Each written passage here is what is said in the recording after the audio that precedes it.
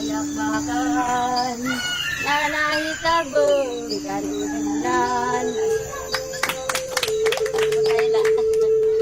Yung po ang aming Sila ang Mamanwa tribe.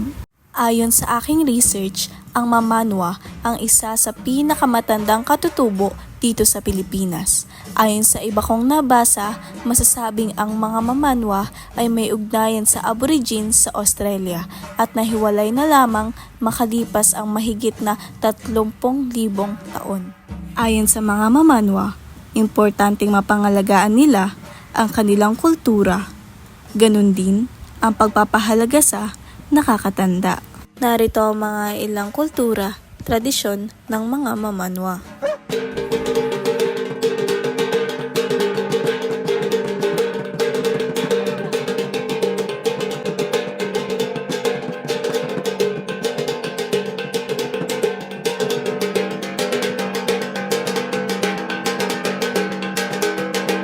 Bakit nila patuloy na ginagawa ang mga activity na ito? Sila ay nakikibahagi sa mga kultural at tradisyonal na gawain upang matiyak na ang kanilang kultura at kasaysayan ay mapanatili sa makabagong panahon.